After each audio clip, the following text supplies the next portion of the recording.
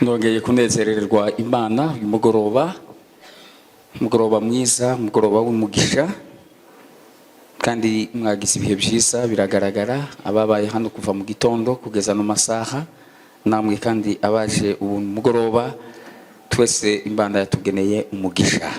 Imana ibaho umugisha, amen. Tugiye kuganira namwe ijambo ry'Imana.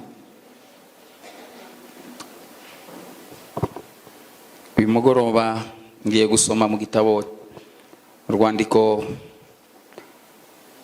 Paul yandikiye Abefeso, ni igice cya 3 umurongo wa 20. Abefeso ni igice cya 3 umurongo wa 20. Hanyuma nitumara gusoma ndaza kubabwira ibyo tuza kuganira uyu mugoroba. Reka mpasome 3:20 mu rwandiko Paul yandikiye Abefeso, igitabo igice cya 3 umurongo wa 20. Ni umurongo gusa nsoma, hanyuma nimara gusoma ndababwira icyo tuganira namwe. Nuko ibasha gukora ibiruta cyane ibyo dusaba ndetse n'ibyo twibwira byose, kuko imbaraga zayo zidukoreramo. Amen. Reka nongere nsome. Nuko ibasha gukora ibiruta cyane ibyo dusaba ndetse n'ibyo twibwira byose, kuko imbaraga zayo zidukoreramo. Amen. Tugize iminsi turi mu masengesho yo gusaba Imana, amasengesho y'iminsi 77, tugendeye ku cyanditswe kiri muri Matayo igice cya 7 umurongo wa 7. Byatumye itorero rigira vision yo gusaba Imana, se cyangwa rigira vision yo gushiraho amasengesho y'iminsi 77 kugira ngo muze gusaba Imana, muze kwinginga Imana kugira ngo igire icyo ikora, muze kandi kuyishimira mukurikije ibitangaza Imana yakoze. Uyu mugoroba rero tugiye kugaragaza ububasha bw'Imana musaba, ububasha bw'Imana musaba, imbaraga z'Imana musaba. Icya kabiri turi buze kuganira ni ububiko bw'izo mbaraga z'Imana zigiye gukora ibitangaza uyu mugoroba cyangwa se muri bino bihe by'amasengesho. Nibyo tugiye kuganira. Turaganira imbaraga z'Imana musaba. Icya kabiri tuze kuganira stock y'imbaraga z'Imana, aho ziri, aho zirunze, aho Imana yazishize. Kandi ndababwira ko nimuza kukurikirana neza iri jambo ry'Imana, muraza kwisobanukirwa bo muri bo, muri ubu bwami bw'Imana, murimenya abo muri bo. Hanyuma nimumara kwisobanukirwa bo muri bo, mukamenya n'imbaraga z'Imana ziri muri mwe, muraba abanyamasengesho bo ku rwego rwo hejuru. Muraba abanyamasengesho bo ku rwego rwo hejuru. Vuga ngo amen. Vuga ngo amen. Tuvuze ko tugiye kuganira ijambo ry'Imana hano kuri uyu murongo twasomye, tugaragaze ububasha se cyange ububasha, ubushobozi, imbaraga z'Imana mwebwe mwaje gusaba. Icya kabiri tuganire stoke y'izo mbaraga z'Imana aho ziri, aho Imana yazishize. Hanyuma icya gatatu, nimumara kumenya stoke y'imbaraga zayo, namwe muraza kwimenya mwisobanukirwa bo muri bo. Nimumara kwisobanukirwa bo muri bo, muraba abanyamasengesho bo ku rwego rwo hejuru, kubera ko muzaba mwimenye, mwanamenye n'imbaraga z'Imana mwaje gusaba. Uyu murongo dusomye,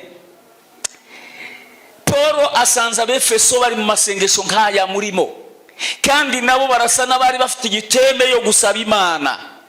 Ariko asanze bari muri ayo masengesho, bari basenga Imana cyangwa se basaba Imana, hari ibyifuzo ngo bari bazanye, babizanye imbere y'Imana. Ibyo bari bazanye bazanye ibyifuzo batekereza ko bishoboka ko babona ibisubizo. Vuga ngo amen. Bishoboka ko babona ibisubizo kubera ko bari biyizeye, bakizera n'inshuti n'abavandimwe, bakavuga ngo Imana turiho dusenga petetre nitanagira nikikora ibi ngibi byo nzi ko anko ashobora kubinkorera, ibi tantine ashobora kubinkorera kameme. Bakabona hari ibyo bashobora kuzana imbere y'Imana, bumva ko bishoboka, bakabona n'ibindi bozana imbere y'Imana bakumva ari ukugondoza Imana. Bituma Paul yandika kuri uyu murongo arababwira ngo yo mwabefeso mwe muribeshe, Imana twizeye, Imana twiringiye, agaragaza ububasha bwayo. Aravuga ngo nuko ibasha gukora ibiruta cyane, ibiruta cyane, ibiruta cyane, ibiruta cyane ibyo mwaje gusaba. Imana twizeye ibasha gukora ibiruta cyane ibyo musaba, ibiruta cyane ibyo mwebwe mwibwira, ibiruta cyane ibyo musaba. Reka mbabwire, mwaje gusaba Imana, hari ibyifuzo mushobora kuba mwazanye imbere y'Imana, hari n'ibyo mwashoboye gusengera, hari n'ibindi mwibwiye, hari n'ibindi mutibwira, ariko ndagira ngo tubirundire hamwe, dutekereze imbaraga Imana dusaba kwibasha gukora ibiruta cyane ibyo dusaba, kwibasha gukora ibiruta cyane ibyo dusaba, ibasha gukora ibiruta cyane ibyo dutekereza. Ariko ngo kuko imbaraga z'Imana ziri rebande reboreba, kuko imbaraga z'Imana ziri, ariko izo mbaraga z'Imana ngo zikorera muri twe. Abantu sinzi niba bazabumva Bibiliya, kandi nimba mwayumvise mwari gukomera Imana amashi, kuko mugiye kwisobanukirwa mukamenya imbaraga z'Imana zikorera muri mwebwe. Tuzamura ibiganza byacu. Haleluya cyane, haleluya. Paul aravuga ngo Imana dusenga, Imana twaje gusaba, Imana twaje kuba imbere iminsi 77. Bibiliya iravuze ngo ibasha gukora ibiruta cyane ibyo dusaba, ibasha gukora ibiruta cyane ibyo twebwe twibwira. Ariko ngo kuko imbaraga zayo ziri, iyo numvise uwo murongo numva ndongeye kuba musha, kumva nambaye izindi mbaraga mu bwambi bw'Imana. Nasobanukiwe ikintu muri uyu murongo. Seke ikintu nsobanukiwe nuko imbaraga z'Imana, stoke y'izo mbaraga z'Imana abantu batekereza ko ziri mu ijuru, Imana yakoze icyo twita decentralisation. Yarazimanuye izikura muri depo yayo, muri stoke yayo, irazimanura. Papa Bishop Bosco irazimanura. Haleluya. Imana irazimanura ngo imari izegereza abaturage, izegereza abakristo, izegereza abanyamasengesho. Izo mbaraga ntimutekereze ngo stoke yaziri mu ijuru, ahubwo Imana yarazimanuye izishira muri wowe. Bwira uwo muri kumwe ngo hari imbaraga z'Imana muri wowe. Muri wowe hari imbaraga z'Imana, muri wowe hari imbaraga z'Imana. Ejo twatandukanye mbabwira ngo umunsi umwe ngo Yesu abigishwa baramusanze, baramubwira ngo twigishe gusenga, ngo kuko Yohana yigishije abigishwa be gusenga. Yesu aravuga ngo nimusenga mujye muvuga ngo Data wa twese uri hehe, uri mu ijuru, izina ryawe, ariko ubwami bwawe bugire gute? Haleluya. Ubwami bwawe bugire gute? Buze. Ngiye kubereka rero izo mbaraga z'Imana. Imana igiye gukora ibikomeye, Imana igiye gukora ibitangaza. Izo mbaraga ukundi Imana yazimanuye, iziko ikora decentralisation, irazimanura, hanyuma izibika muri wowe, zibika muri jye. Hari ahantu watatu ngiye kukubwira. Haleluya. Aho Imana yashize izo mbaraga, numara kumenya ko aho hantu hari n'imbaraga z'Imana, uyu mugoroba hari ibintu biri guhinduke byanze bikunze. Vuga ngo amena. Vuga ngo amena. Ongera ngo amena. Izo mbaraga za mbere iraziyora Imana aho zari zirunze muri depo yayo, imaze kuziyora irazimanura, izishira ku rurimi rwawe, izibika ku rurimi rwawe. Ku rurimi rwawe hari imbaraga zishobora gukiza, zishobora no kwica. Ku rurimi rwande ku rurimi rwanjye. Aho hari imbaraga zishobora guhindura amateka y'umuntu cyangwa se zikayica, biterwa nuko wewe ukoresha ururimi rwawe. Mugiye kwimenya rero kandi mwisobanukirwe mu izina rya Yesu. Ku rurimi rwawe harimo imbaraga z'Imana, habitse imbaraga z'Imana, imbaraga zishobora guhindura amateka. Abantu b'Imana basobanukiwe nuko ku rurimi rwabo harimo imbaraga, bahinduye amateka.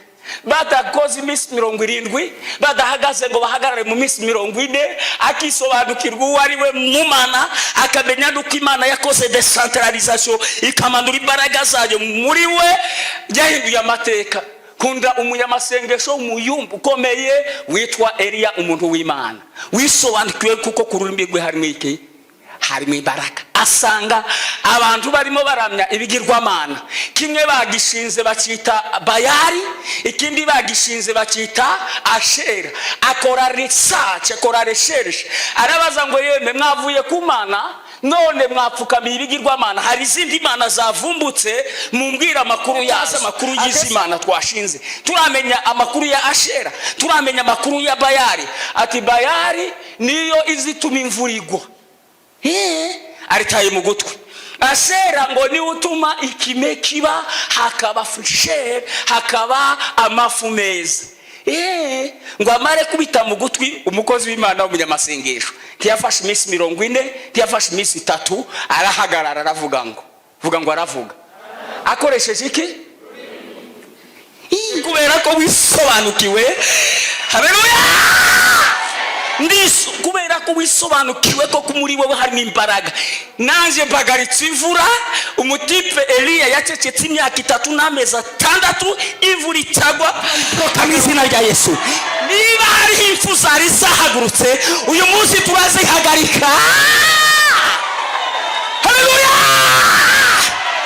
Niba hari amagambo yari yavuzwe bavuze ku isi muri Afrika, twebwe turayashanya gusa mu izina rya Yesu. Haleluya! Haleluya! Turahagararira Afrika, tuvuge ngo ibitambo byari byatanzwe rino joro turabishwanyaguza mu izina rya Yesu. Mu Rwanda nta bitambo biri butangwe muri Afrika, nta bitambo biri butangwe mu isi, nta bitambo, kubera ko twambaye imbaraga z'Imana zikorera muri twe. Haleluya! Haleluya! Nta maraso ari buve mu izina rya Yesu, nta bitambo biri butangwe mu izina rya Yesu. Ibyo bitambo mpagaze mu butware, koresheje imbaraga zindimo, nta bitambo biri buboneke mu izina rya Yesu. Nibashake bahaguruke, butangire buhaguruke bugize saa 6. Natwe turahagarara saa 6 tuvuge ngo no, muravuze, natwe turavuze. Turavuze mu izina rya Yesu, kubera ko imbaraga z'Imana zikudukoreramo. Imbaraga z'Imana zidukoreramo. Bwira muri kumwe ngo harimo imbaraga z'Imana. Wakomeye Yesu amashi.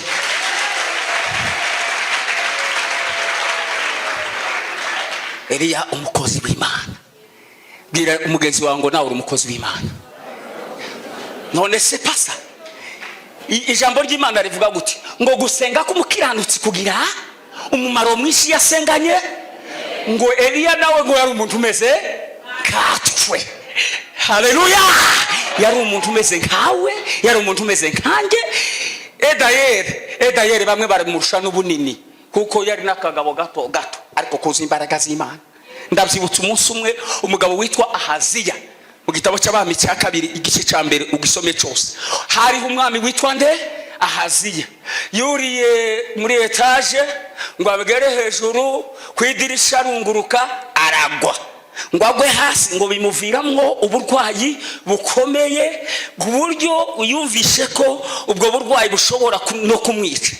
Yibagirwa ko hari imbaraga z'Imana zikiza indwara, hanyuma ashaka kwishingikiriza izindi mbaraga z'abapfumu. Abazishingikirijeho uyu mugoroba turabisenya mu izina rya Yesu.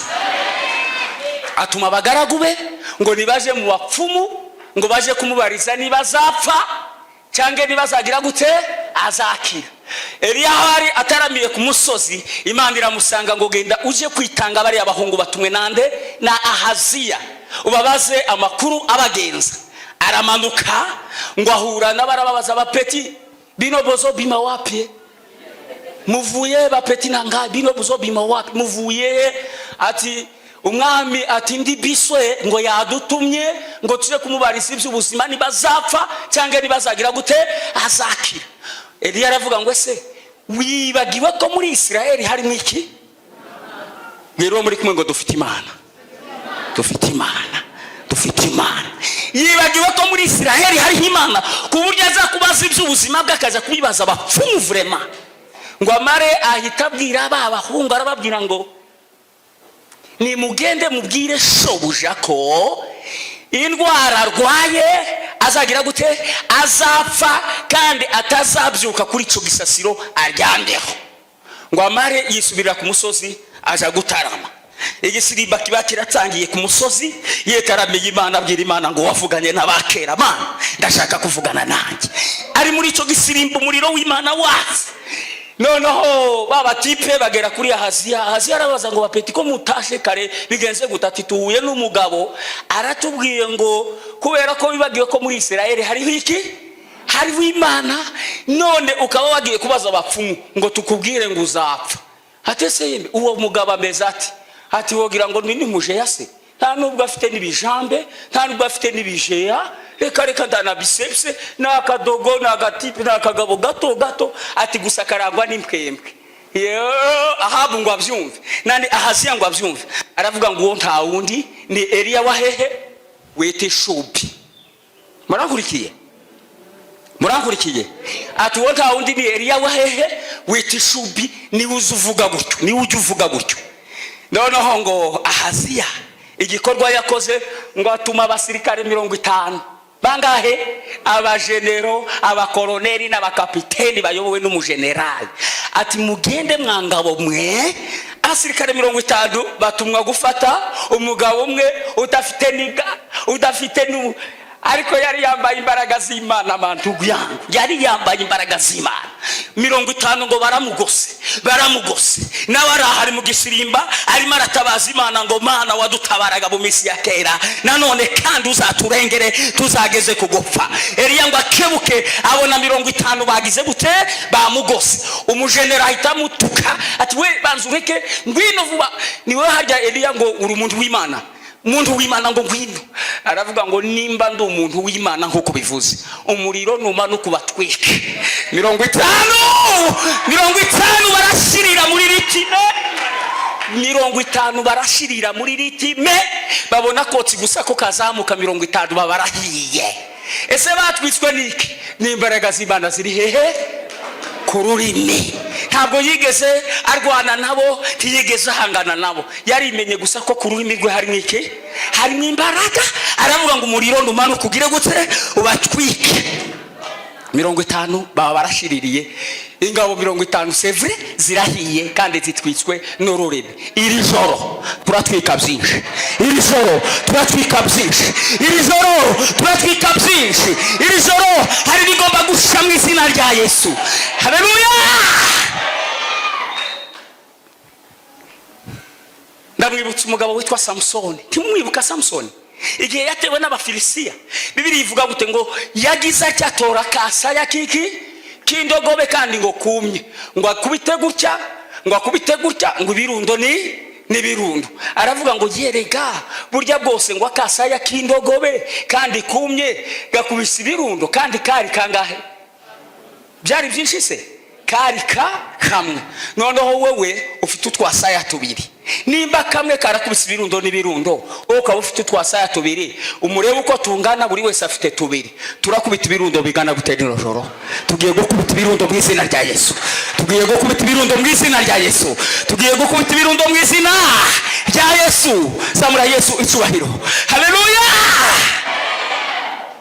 Kururimi harimo imbaraga zishobora gukubita abadayimoni mu buryo bwose. Iri joro uyu mugoroba nimba hari imigambi yari yapanzwe, nimba hari imigambi abadayimoni bari bateguye, nimba hari imigambi yari yateguwe kugira ngo umunsi w'ibitambo hagira amaraso ava y'abanyarwanda, ntayazava mu izina rya Yesu, ntayazava y'abanyafurika, nta mpanuka ziri bube mu izina rya Yesu, kuko ibyo tugomba kubivuguruza, kuko muri twe harimo iki? Imbaraga z'Imana. Paul aravuze ngo ibasha gukora ibiruta cyane ibyo dusaba n'ibiruta cyane ibyo twibwira, ngo kuko imbaraga zayo zigira gute? Zidukoreramo. Iri jambo ndabizi ntuzaribagirwa. Komera Yesu amashimwe izina rye. Ururimi iyo warumenye, iyo wamenye imbaraga ziva mu rurimi, zishobora gukemura ikibazo cy'inzara.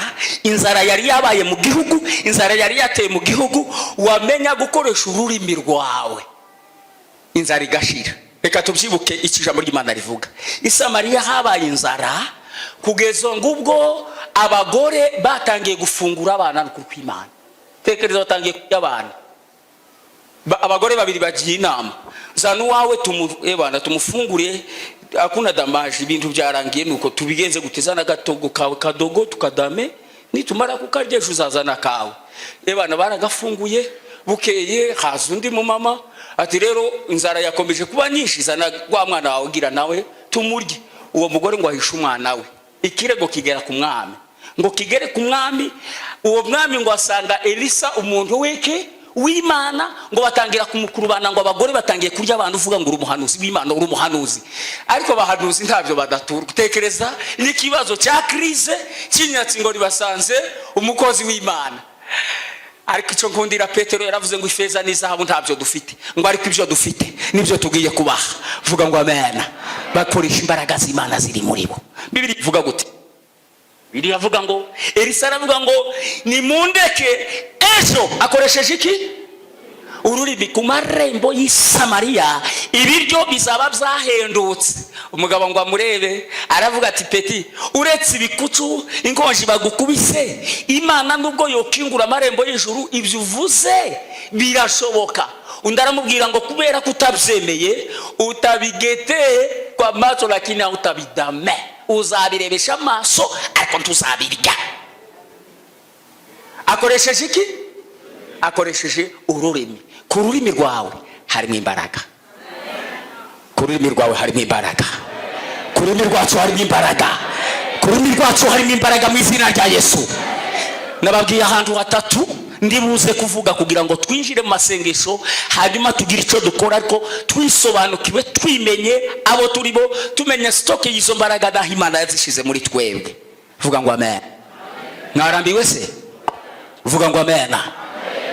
Igihimba cya kabiri aho Imana yabitse izo mbaraga muri twe ni hehe?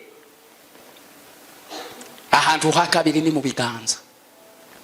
Iyo bavuga ngo nimuzamure ibiganza, hari icyo biba bivuze, hari icyo biba bivuze. Ku bandi babimenye bazi ko kuzamura ibiganza harimo imbaraga z'Imana mu biganza byawe. Tangira urebe ibiganza byawe. Wabibonye? Wari uzi ko mu biganza byawe Imana yahabitse imbaraga? Harimo imbaraga z'Imana. Niba mutabizi muzegere bishop abasobanurire imbaraga ziri mu biganza bye. Haleluya. Ntimujya mubona akoresha ururimi, mwamara mukabona akoresheje ibiganza. Iyo avuga ngo fire abavuze gute? Ntabakoresheje ururimi. Hanyuma ndimubona ko agira gutya ngo fire. Mutari mu mwuka ntimushobora kumenya iyo fire, ntimwamenye iyo fire. Ariko abandi bamenye iyo fire. Yashirije abasirikare 50, yongera gukubita abandi 50, yongera gukubita abandi bangahe 50. Muzi ko kuri Eliya bohereje izindi ngabo 50, izo tse ntizashiririye. Abandi 50 nibo bavuze ati avuze ordre chef, utwemerere tumanukane nawe. Kuvuga ngo amen. Vuga ngo amen. Ku musozi yari hamaze guhira bangahe? 150 ryemera kumanukana nande na Eliya ngo bagera aho Ahaziya ari. Eliya aramusanga aramubwira ngo hajya Ahaziya, wibagiye ko muri Isirayeli hariho Imana ku buryo wagiye kubaza abapfumu vure by'uburwayi bwawe? ngo ubwo utameye ko muri Isirayeli harimo imbaraga z'Imana, harimo umuti, harimo imbaraga zikiza indwara. Fa nuko yamubwiye ngo fa umuti parangiza imibereho hari igorora, umwuka urahera kubera imbaraga z'Imana zari korobera umukozi w'Imana Eliya. Zamura Yesu ibiganza. haleluya.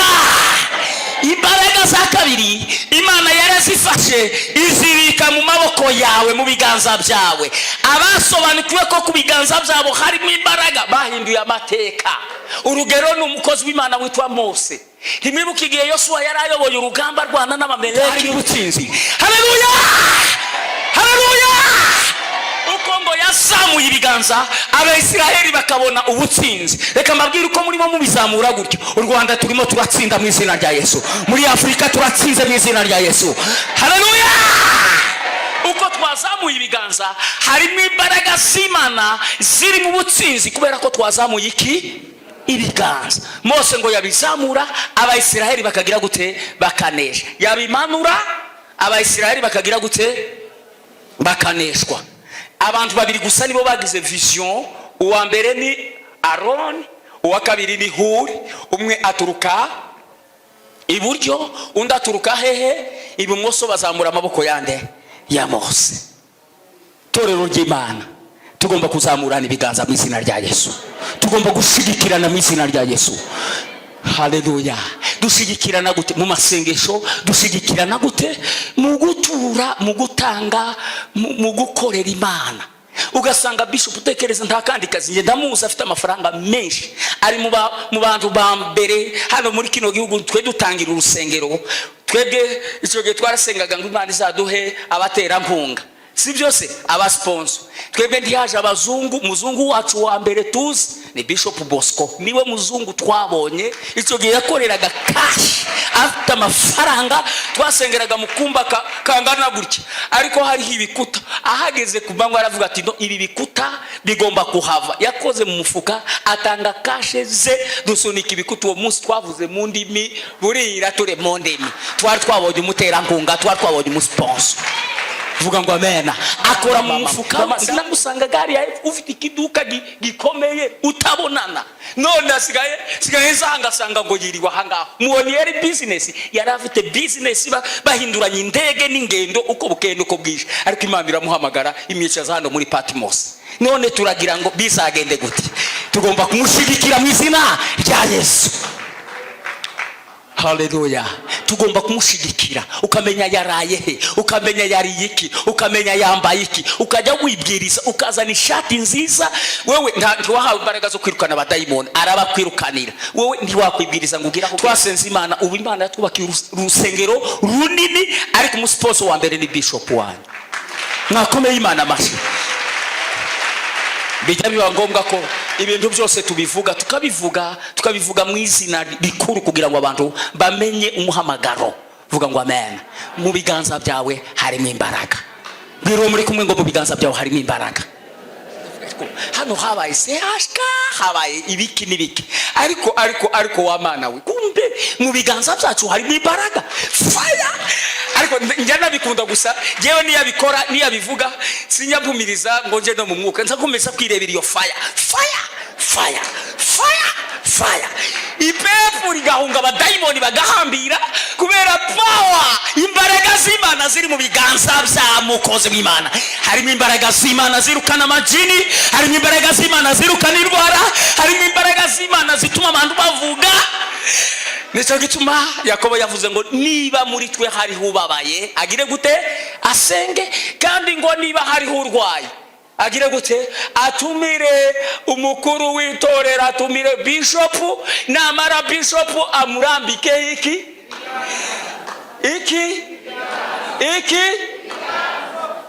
uzange ko babikurambikaho. Kandi nukuri ko Imana uri hano murongo niko Bibiliya ivuga ngo bazamurambikeho ibiganza. Ngo namara musigi ngo naratangaye. Bibiliya iravuga ngo nazaba afite indwara uwo muntu ngo azakira. Kandi ngo nsugukira indwara gusa, ngo nazaba anafite n'ibyaha mu biganza gusa. Ibi byaha bizahunga mu izina rya Yesu. Wari uzi ko niyo utokwatura ariko ukamugera iruhande akakurambika ibiganza, indimi ziraje no kuri Imana kandi ndazumvisha mu izina rya Yesu. Zamura Yesu icyubahiro. Ore mbere ya radando ribirikene dore bardari pose ya roba. Ere bere turi fiski ribiri ya roba. Kamara dari fiski nebo. Zamura Yesu icyubahiro kirashiri. Haleluya! ngo nazaba afite ibyaha n'ukuri kw'Imana siko birivuga ngo azagira gute azabibabarirwa nta bindi byinshi mu biganza byacu harimo imbaraga zikiza indwara nubona pastor ntukigore ngo ugire gute nawe ntuzigo n'ukuri kw'Imana nuzaba warusha uzunyura ku muntu gusa umukoreho kandi nawe nubona bagukozeho uzutaha nta bindi umenye gutekereza haleluya ubu numenye ko ku biganza byawe harimo imbaraga ahantu hari hose nawe nuhagera umurambike ibiganza nubona ufite umugabo yarakunaniye ufite okaziyo kumurambika ibiganza atese ndamuturuka he ndamubwira ngo apfukame data birashoboka ufite okaziyo wewe mamuraha utangire gusaragira ngo ni bya bindi ukimutushe tuhive aragira ngo ni bya bindi naho ugiye kubikorera mu mavuta no mu mbaraga no mu bushobozi kubera ko muri wowe harimo imbaraga z'Imana haleluya uzabona ibintu bihinduka uzushima Imana utanga ubuhamya ngo namurambitseho ibiganza kandi hari cyahindutse aragira ngo none ni bya bindi kumbe wowe wamurambitseho ibiganza amadayimoni wayirukanye kare kubera ko mu biganza byawe harimo imbaraga bwira muri kumwe ngo turize titwizera ata mu biganza byawe harimo imbaraga ngo zamugeza kwa bishop bizagenda gute yarakunaniye urabizi no kumugeza aha urabizi ko bitapfa gukunda ariko utahe nugerayo wewe gusa devoir umurambike ibiganza hari ikintu Imana ibukora mu izina rya Yesu mu biganza byacu harimo imbaraga nukanera guhesha umuntu umugisha kumuhesha umugisha umurambike ibiganza naratangaye pasa nasomye igitabo cyakozwe mu gice cya 19 Bibiliya iravuga ngo Paulo aragendagera mu bihugu byo mu misozi miremire Isamariya n'ahandi ngo agera ahura n'abigishwa ngo ba Yohana umubatiza bari 10 n'abangahe 12 ngo arababaza ngo sene cyagiye mugitangira gukizwa mwigeze mwuzura umwuka wera nabati pe nado makuru y'umwuka wera turamenya atese mwabatijwe umubatizo ki ati mubatizo wa Yohana atese Yohana ko yigishaga abantu akababwira uzaza hanyuma ntimuramenya amakuru ngo mwuzura umwuka Yohana ngo nani Paulo yabagize gute ngo abarambika iki akibarambika ibiganza ngo buzura umwuka batangira kuvuga mu ndimi nushaka kuzura umwuka wera egera abakozi b'Imana bakurambike ibiganza nawe wuzura umwuka wera donc mu biganza byacu harimo financement ishobora gutuma umuntu yuzura umwuka wera mwakomeye Yesu amashe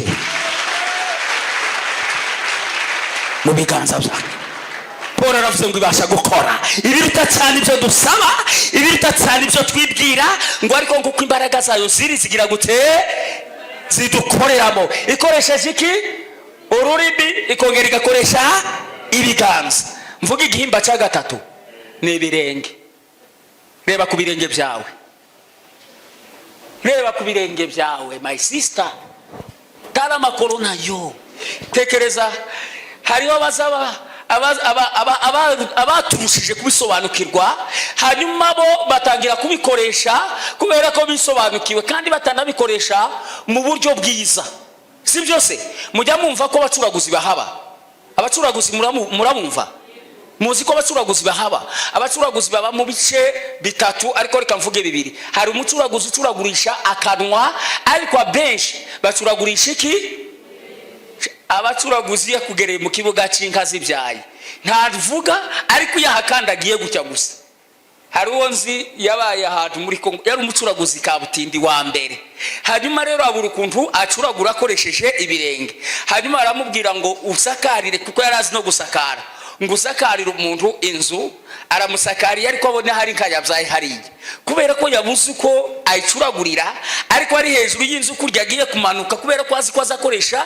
ibirenge ngo amare ahita amanuka arasimba ngo amare ahita bimucika aravuga ngo naho hose nukuvuga ngo ubwo agize gutya iriya nkara yicuraguriye irapfuye abanyamasengesho bahagere bumva Imana ibahishurira bya bindi wa wundi yavuze kubera ko yakoresheje ibirenge yanka barayivura barasenga Imana irayikiza vuga ngo amen kubirenge nari nababwiye ukuntu Elisa yavuze ngo ejo ku marembo y'i Samariya ibiryo bizahenduka. Siko Elisa yavuze?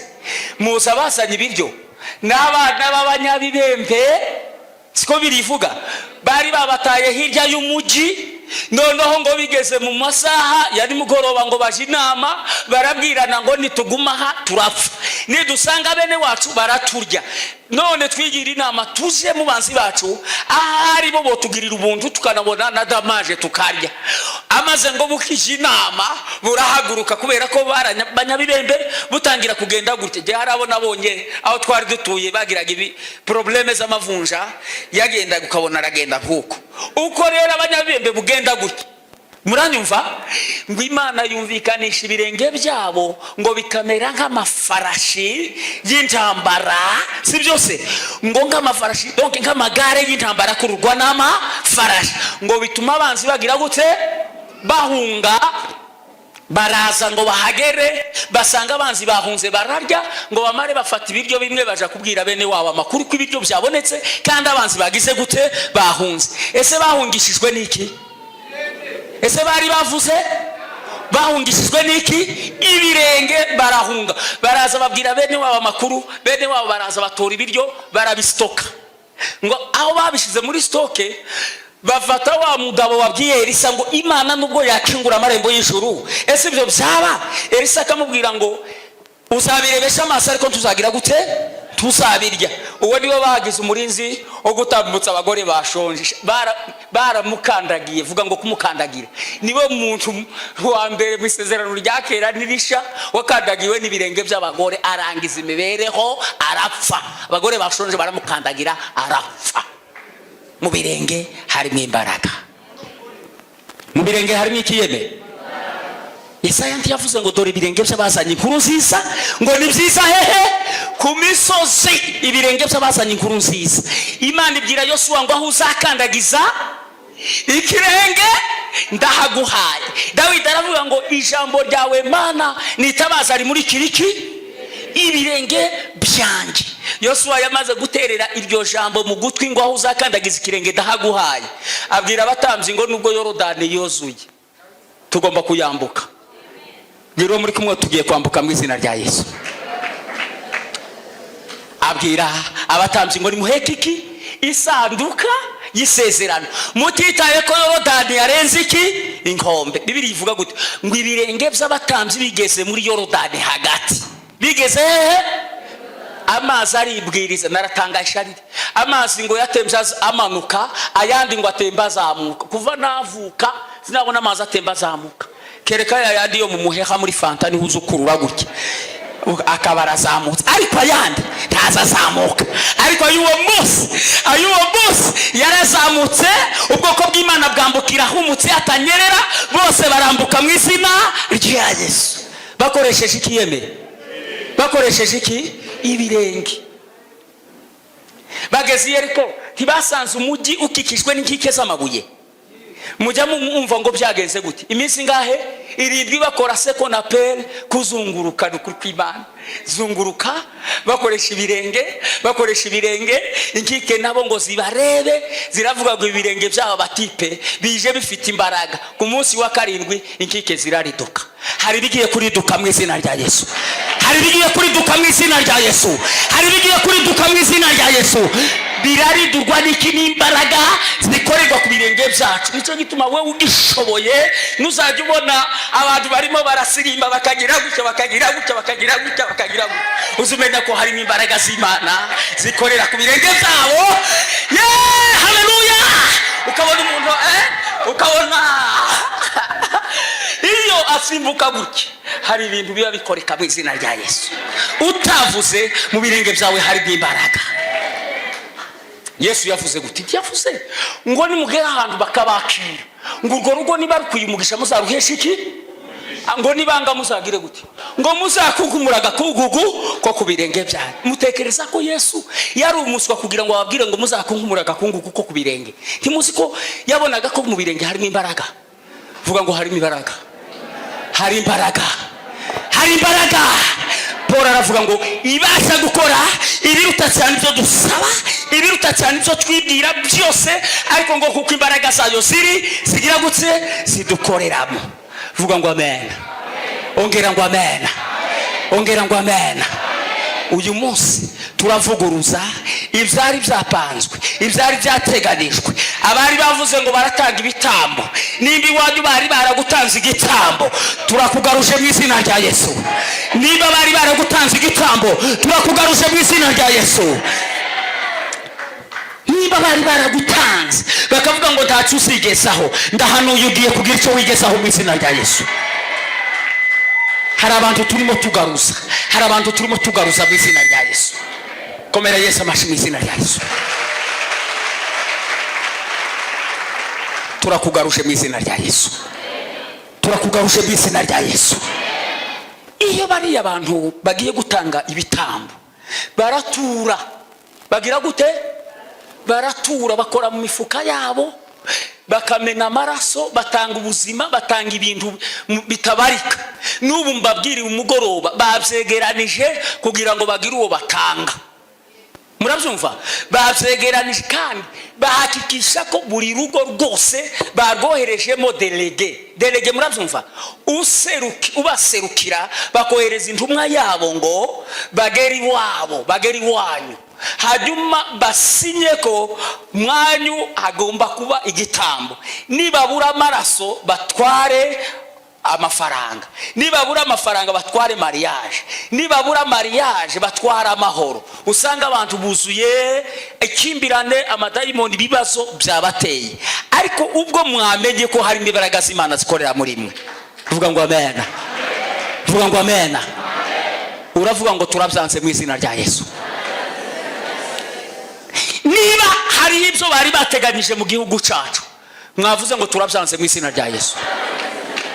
Niba rero hari ibyo bazabatanga, uyu munsi natwe turabatanga. Vuga ngo amen. Uburyo tubatanga mu turavuguruza, turavuguruza, turavuguruza, turavuguruza, turavuguruza, turavuguruza, turavuguruza. Haleluya! Turavuguruza mu izina rya Yesu kubera ko twisobanukiwe yuko muri twe harimo imbaraga z'Imana. Ushobora kuba waje uri wenyine, ariko ushobora guserukira umuryango wawe wose. Abari mu Rwanda, abari mu Bugande, abari muri Kongo, abari muri Amerika, wewe waje gusa ukabaserukira, ukavuga ngo niba hari uwo muri bene wacu bari bavuze ngo baramutanga bamuteze muri ibyo byose, muri kimwe muri ibyo byose tuvuye kuvuga, ni wewe gusa uhagarara ukavuga ngo mpagaze mu cyuho ndabyanze. Ninde wemerana nanjye ko tubyanga? Kandi uburyo tubyangamo, turakoresha ururimi rwacu, twongere dukoreshe amaboko yacu. Niba hari ituro wazanye, niba hari igitambo wazanye, ugiye kuvuguruza ituro ryawe, noneho nturitange ari ry'amashimwe.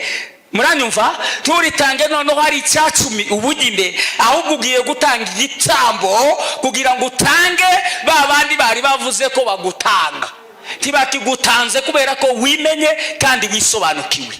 Uko ni kumwuka w'Imana ambwiye. Imana iravuze ngo dutange igitambo kugira ngo dutange bariya bari bavuze ko badutanga. Icyo Kinyarwanda mucumve, tugiye kubatanga. Kubatanga si ukuba kubatanga niko kuvuga ngo turababanziriza. Ndamutse nirukanse tukavuga ngo dutanguranywe. Gutanguranywa ni Kinyarwanda, si byose? Noneho ndahagarara aha, twe twarabikinaga ngo n'umukino wagati, umwe agahagarara hari undi ebana nari nzi kwiruka ubu mu ndeba kabisa, nta ebana tiwontanga nkagutanga. Muranyumva?